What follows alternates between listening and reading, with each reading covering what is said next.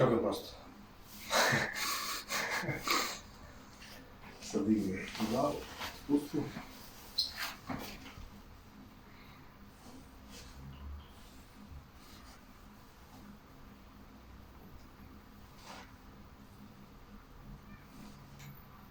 Głową do wizu.